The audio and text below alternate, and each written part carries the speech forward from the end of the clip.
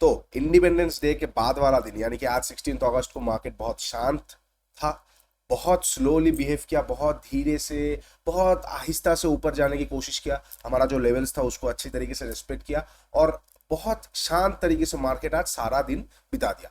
तो ऐसा आभास आ रहा है मार्केट से कि ये जो तूफान के आने से पहले का जो शांति रहता है वही अब मार्केट शो कर रहा है, कुछ दिनों से शांत रह रहा है, ताकि एक तूफान से पहले जो शांति होता है वही होगा। तो अभी हम डिस्कस करेंगे कि 17 अगस्त को यानी कि वीकली एक्सपायरी में हम किस तरह से बैंक निफ्टी और निफ्टी को ट्रेड कर सकते हैं, क्या इंपॉर्टेंट लेवल्स होगा, कौन सा जैकपॉट लेवल्स निकल के आने वाला है, कौन सा तूफान हम एक्सपेक्ट कर सकते हैं। तो सारे चीजें हम ये वीडियो में डिस्कस करेंगे, तो वीडियो को पूरा देखिए, एंड तक देखिए, और अगर अच्छा लगता है तो प्लीज लाइक शेयर और सब्सक्राइब कीजिए। आपका सब्सक्रिप्शन मेरे लिए मोटिवेशन का काम करता है। तो hey everyone, welcome back to my YouTube channel the Bengal trader. चलिए वीडियो को शुरू करते हैं। ओके, तो मैं दोनों इंडेक्स को साइड में एक साथ लगा देता हूँ। इससे क्या हो जाएगा ना, एनालिसिस आप जब भी करेंगे तो मेजर इंडेक्स को एक साथ करेंगे तो आपको सिंक्रोनाइजेशन अनसिंक्रोनाइजेशन दिखने लगेगा। जैसे हमें यहाँ पे दिख रहा है इंडेक्स सिंक्रोनाइज्ड है कि दोनों इंडेक्स का चार्ट कहीं ना कहीं सिमिलर है, बस निफ्टी थोड़ा पॉजिटिव है, बैंक निफ्टी थोड़ा नेगेटिव है। एक साथ जब आप एनालिसिस करने बैठेंगे तो आपको लेवल से लेके चाल मार्केट कैसे, देखिए ऐसा तो कभी नहीं होगा ना कि निफ्टी एक तरफा खींचता रहेगा बैंक निफ्टी गिरता रहेगा, ऐसा भी नहीं होगा। और दोनों मतलब बैंक निफ्टी पूरा साइडवेज है और निफ्टी पूरा फाड़ दिया, ऐसा भी नहीं होगा। तो बड़ा मूवमेंट सिंक्रोनाइजेशन के होने के बाद ही पॉसिबल होगा। तो आप जब दोनों इंडेक्स को एक साथ एनालिसिस करेंगे, एकदम बिगिनर्स के लिए थोड़ा सा टफ हो सकता है कि दोनों को बार बार देखना, लेकिन जो लोग एटलीस्ट 6 से 7 महीने ट्रेडिंग कर रहे हैं, ऑलरेडी ऑन द गो है, उनको कोई भी दिक्कत आशा करता हूं नहीं होना चाहिए। तो आप लोग ऐसे प्रैक्टिस करना चालू कर दीजिए कि एनालिसिस के टाइम पे भी दोनों इंडेक्स को टुगेदर रखें, ठीक है। तो मैं आज से ये वाला मेथड ट्राई करूंगा। अगर आपको बहुत तकलीफ होता है तो कमेंट में जरूर बताइए, मैं फिर से लास्ट वाला मेथड यानी कि एक एक एनालिसिस पे रिवर्ट बैक कर दूंगा, ठीक है। ओके, चलिए अब देख लेते कहां पे हमारा लेवल्स था लास्ट दिन में हमने डिस्कस किया था। पहले हम लेफ्ट साइड निफ्टी से देख लेते। 350 के आसपास हमें एक सपोर्ट मिलेगा, इसके नीचे कैंडल क्लोजिंग निफ्टी को फर्दर डाउन साइड देखने को मिल जाएगा हमें। तो बैंक निफ्टी नीचे गैप डाउन ओपन हुआ, इसके नीचे क्लोजिंग नहीं मिला, यहाँ पे प्राइस एक्शन बना के स्मूथली ऊपर जा रहा है अपना, कहाँ पे, ये सारे जोन के ऊपर लिक्विडिटी को खाने के लिए। और बहुत अच्छी बात है कि अभी तक ये लिक्विडिटीज को ग्रैब निफ्टी ने नहीं किया, तो कल अच्छा खासा हमें एक मोमेंटम अपसाइड देखने को मिल सकता है, तो वो हम डिस्कस करते हैं। Where same to same bank Nifty क्या क्या यहाँ पे वीक बैंक निफ्टी हम क्यों बोल रहे थे, निफ्टी जो ये लेवल को रिस्पेक्ट करता हुआ गया, बैंक निफ्टी खुला ही डायरेक्ट इसके नीचे, इसलिए बैंक निफ्टी में उस तरह का बाइंग प्रेशर देखने को नहीं मिला हमें, वेयर निफ्टी में एक बाइंग प्रेशर था। तो इस तरह से साइडवेज रख के आप एनालिसिस करेंगे तो आपको बहुत हेल्प मिलेगा। तो मैं एक काम करता हूँ, दोनों को मैं हटा देता हूँ, इसको मैं हटा देता हूँ और निफ्टी वाला हमारा रहेगा क्योंकि ये इंपॉर्टेंट है। अच्छा, बैंक निफ्टी के लिए अब हमारे लिए क्या इंपॉर्टेंट हो जाएगा, बैंक निफ्टी के लिए हमारे लिए पहले हम राइट साइड यानी कि बैंक निफ्टी का एनालिसिस कर लेते हैं, बिकॉज आई नो कि आप लोगों के लिए बैंक निफ्टी बहुत ज्यादा मायने रखता है और आप लोगों का फेवरेट इंडेक्स है बैंक निफ्टी। तो पहले हम बैंक निफ्टी के बारे में बात कर लेते हैं, उसके बाद हम निफ्टी यानी कि लेफ्ट साइड के बारे में बात करेंगे। तो छोटा सा इसको हम ऐसे कर देते हैं और आप यहाँ पे अब फोकस कीजिए, ठीक है। ओके, तो बैंक निफ्टी का मेन चीज क्या है, अभी बैंक निफ्टी क्या करने की कोशिश में है, निफ्टी अगर यहाँ पे होल्ड कर गया और बैंक निफ्टी अपना थोड़ा सा रैली कंटिन्यू कर देता है, तो दोनों जो सिंक्रोनाइजेशन पे आएगा आने वाले टाइम में और बड़ा मूवमेंट हमें देखने को मिल सकता है। वो सब खैर छोड़ देते, सोलो एक बार बात कर लेते कि बैंक निफ्टी अभी जो चल रहा है फिर से हमें एक ट्रेंड लाइन मिल रहा है, ठीक है, फिर से हमें एक ट्रेंड लाइन मिल रहा है। तो जब तक इसके ऊपर रहेगा, मान लेते इसके ऊपर ना रह के तोड़ भी दिया तो तुरंत सेल मत कीजिए बैंक निफ्टी को। आपको सेल अगर बैंक निफ्टी को आपको करना भी है तो जब तक बैंक निफ्टी 43,750 के नीचे नहीं निकलेगा आप वहां पे सेल नहीं कर सकते। क्या हो जाएगा ना, मार्केट यहाँ पे अगर आप इसके नीचे डायरेक्टली सेल कर देंगे, आपको भी दिख रहा है मुझे भी दिख रहा है, ये सारे जगह अब लिक्विडिटी एरिया हो चुका है, ये सारे जगह अब लिक्विडिटी एरिया हो चुका है, तो बहुत वॉलेटाइल हो जाएगा, यहाँ पे बार बार मार्केट लिक्विडिटी को ग्रैब कर लेगा, तो आपको बहुत दिक्कत आ जाएगा। इससे बेटर है हम सिर्फ और सिर्फ 750 के नीचे कैंडल क्लोज करेगा बैंक निफ्टी तो ही हम बैंक निफ्टी में शॉर्ट साइड जाएंगे, वरना हम शॉर्ट साइड नहीं जाएंगे अनलेस एंड अनटिल हमें बहुत ऊपर मिल जाता है बैंक निफ्टी। ओके, ठीक है। अच्छा, मार्केट अगर फ्लैट ओपन होता है, फ्लैट ओपन होता है नीचे आएगा, कुछ नहीं करेंगे क्योंकि हमने ये डिस्कस किया था कि 43,750 के नीचे जब तक नहीं निकलेगा वी कैन नॉट शॉर्ट, तो हम इसके बीच में कुछ नहीं करेंगे जब तक बैंक निफ्टी इसके बीच में रहेगा। ओके, जैसे ही ये लेवल को क्रॉस करेगा हम वहां पे बाई कर सकते हैं। दो तरह का मैं मेथड बता रहा हूं, एक मेथड हो जाता है बॉडी वाला मेथड, अगर ये बॉडी के ऊपर एक कैंडल क्लोज करता है जो कि हो जाएगा 950, दोनों अलग अलग मेथड है तो दोनों को ध्यान से सुनिएगा। 43,950 ये पहले वाला मेथड है। 950 के ऊपर अगर एक 15 मिनट का कैंडल क्लोज करता है तो आप लोग बाइंग के लिए देखेंगे, ये बॉडी वाला मेथड है कि 43,950 के ऊपर एक 15 मिनट का कैंडल क्लोज कर देगा तो हम वहां पे एक बाइंग का सिनेरियो देख सकते हैं। क्यों? क्योंकि पिछले लगभग लगभग 1 2 3 4 5 6 7 8 9, 9 कैंडल, 9 15 मिनट का कैंडल, यानी कि लगभग लगभग आप मान के चल सकते 1:15 से 2 2.5 घंटे का करीब मार्केट का एक भी कैंडल 950 के ऊपर जाके ना क्लोजिंग नहीं दे पा रहा है। तो कहीं ना कहीं 950 अपने आप में एक काम करेगा, बस वीक बनाता हुआ चले आ रहा है, बस लिक्विडिटीज को ग्रैब किया है, बाकी कोई भी एक सस्टेनेबल क्लोजिंग नहीं दे पाया है। तो अगर आपको क्लोजिंग बहुत इंपॉर्टेंट होता है, आप बहुत डिफेंसिव प्लेयर है, तो मार्केट अगर कल यानी कि बैंक निफ्टी अगर कल फ्लैट ओपन होता है, फ्लैट ओपन होने के बाद 43,950 के ऊपर जाके एक 15 मिनट का कैंडल क्लोज करता है, तो जैसे क्लोज करेगा और उसके ऊपर एक टिक मारेगा, हम वहां पे बाई कर लेंगे। एक टिक मारना क्या हो जाता है, जैसे मान लेते यहाँ पे कैंडल क्लोज किया, क्लोज करने के बाद देखिए एक टिक मारा तो आपने ले लिया, इसके नीचे एसएल, इस तरह का सिस्टम जो भी आपका अलाउ करता है, ठीक है। तो कैंडल 950 के ऊपर क्लोज करेगा, उसके ऊपर निकलेगा, हम वहां पे बाइंग करेंगे। आपका देखिए सबसे बेस्ट एसएल आपका हो जाएगा 850 का करीब, लेकिन आपका अगर एसएल बड़ा हो जाता है तो आप डे लो का एसएल जो भी कल बनाएगा उसका देके आप आराम से इसको होल्ड कर सकते हैं 44,200 तक के लिए, ठीक है। ओके, ये हो जाएगा जो क्लोजिंग मेथड में जाना चाहते हैं। जो क्लोजिंग मेथड में नहीं जाना चाहते वो आप क्या कर सकते हैं ना, आप कहीं ना कहीं ये जोन को पकड़ के चल सकते हैं कि 975 43,975 के ऊपर जैसे एक बार निकलेगा, 43,975 के ऊपर जैसे निकलेगा, हम वहां पे बाई करेंगे, ठीक है। 43,975 के ऊपर। और कभी को देखिए ये वाला वीक मैं क्यों नहीं देख रहा हूँ 999, क्योंकि यहाँ पे एक राउंड नंबर है 44,000 का, तो 975 के ऊपर अगर निकल जाएगा तो शायद इसको और रिस्पेक्ट नहीं करेगा, डायरेक्ट वो निकल जाएगा। तो मैंने दोनों मेथड आपको बता दिया कि या तो आप बॉडी क्लोजिंग का वेट कर लीजिए 950 का, या आप 975 के ऊपर जैसे निकलता है आप मार्केट को एक बार बाई करके चल सकते हैं बैंक निफ्टी को, ठीक है।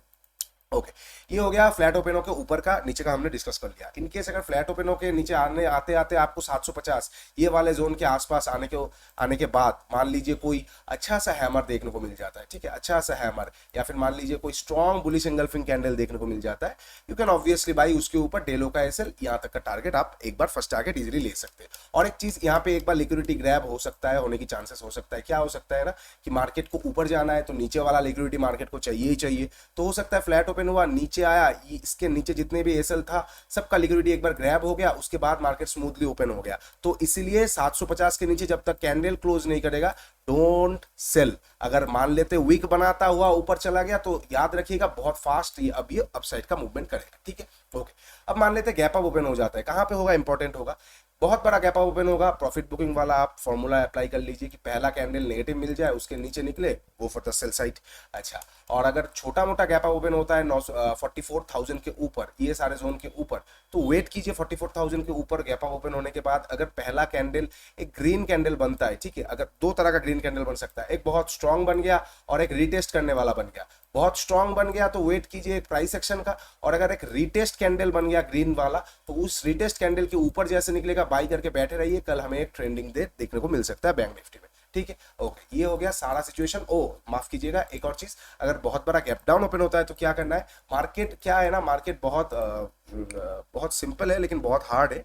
और रिसेंटली मार्केट 2023 में मैं देख रहा हूँ कि अपने पैटर्न्स को कॉन्टिन्यूसली 4-5 दिन एटलीस्ट फॉलो करने की कोशिश कर रहा है। तो अगर बहुत बड़ा गैप डाउन ओपन होता है या छोटा मोटा गैप डाउन ओपन होता है, recently market gap down open होने पे कैसे रिएक्ट कर रहा है, गैप डाउन ओपन हुआ फिर खींच दिया, गैप डाउन ओपन हुआ फिर खींच दिया। तो कल भी अगर गैप डाउन वगैरह ओपन हो जाता है ये जोन के नीचे 750 के नीचे, तो पहला कैंडल इंपॉर्टेंट होगा, पहला 15 मिनट का कैंडल का वेट कीजिए, उसके हाई को तोड़ेगा, चुपचाप बाई करके डेलो का एसएल लेके 3:30 बजे तक एटलीस्ट बैठे रहिए। मार्केट हो सकता है फर्स्ट टारगेट गैप फिलिंग, उसके बाद 200 तक जाने की कोशिश करेगा, ठीक है। ओके, ये हो गया बैंक निफ्टी का सारा सिचुएशंस। अब हम डायरेक्टली एक बार निफ्टी में डिस्कस कर लेते हैं किस तरह से हम निफ्टी को प्लान कर सकते हैं। तो मैं इसको थोड़ा सा ड्रैग कर देता हूँ, ये रहा बैंक निफ्टी का चीज़ है, आप एक बार चाहे तो इसको देख सकते हैं। और एक चीज़ बैंक निफ्टी में ये मेथड में यूज करता हूँ, जो 50 मूविंग एवरेज है इसके ऊपर बैंक निफ्टी अब क्लोजिंग देने की कोशिश कर रहा है, तो कहीं ना कहीं कल हमें एक ट्रेंडिंग डे देखने को मिल सकता है अपसाइड में। तो कोई भी अपसाइड का अच्छा ट्रेड जनरेट होगा, ध्यान से लीजिए, अच्छे से लीजिए। डाउन साइड का जनरेट होता है तो आधा क्वांटिटी से लीजिए, ओके, ठीक है। अब हम थोड़ा सा निफ्टी देख लेते हैं, निफ्टी का क्या है नहीं है।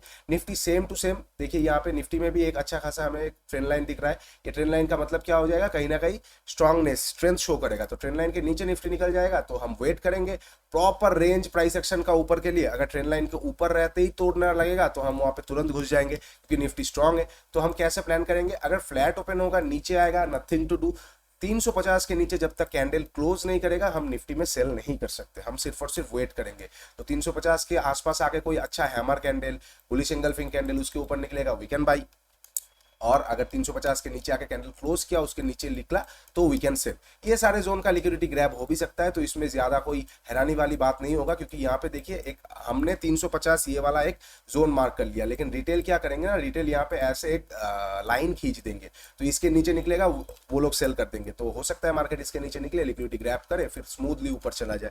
तो ये सारे चीजों से आपको बच के रहना है। एसएमसी आपको एज प्रोवाइड करेगा, आपको भी पता है कि एसएमसी कितना कितना अच्छी तरीके से आप लोगों को एज प्रोवाइड करता है एक दूसरे रिटेल पार्टिसिपेंट से। ओके ठीक है, ये हो गया फ्लैट ओपन होके नीचे आने का। या गैप डाउन पे भी हम इस तरह से प्लान कर सकते हैं कि 350 के नीचे जब तक कैंडल क्लोज नहीं करेगा 15 मिनट का, तब तक हम शॉर्ट साइड नहीं जाएंगे। अगर गैप डाउन ओपन होने के बाद भी सेम टू सेम सिनेरियो मान लेते, क्या हुआ निफ्टी में कुछ दिन गैप डाउन में, गैप डाउन ओपन हुआ खींच दिया, गैप डाउन ओपन हुआ खींच दिया, तो कल भी अगर गैप डाउन ओपन होता है हम सोचेंगे खींचेंगे ही, क्योंकि रिटेल मैक्सिमम यही सोचने लगेगा अरे 2 दिन तो हो गया और कितना होगा। लेकिन अभी थोड़ा सा मेथोडोलॉजी चेंज हो चुका है, मार्केट 4-5 दिन, कम से कम एक हफ्ते का स्ट्रिक सिमिलर रखने की कोशिश करता है। जैसे आपको अगर मैं बैंक निफ्टी में दिखाऊंगा तो आप लोगों को याद होगा ये वाला टाइम, आई होप आप लोगों को पूरी तरीके से याद होगा ये वाला टाइम कितना कितना दर्द भरा टाइम था। ये हर रोज सिमिलर स्टोरी हो रहा था, लेकिन हम पैसे नहीं बना पा रहे थे ठीक से।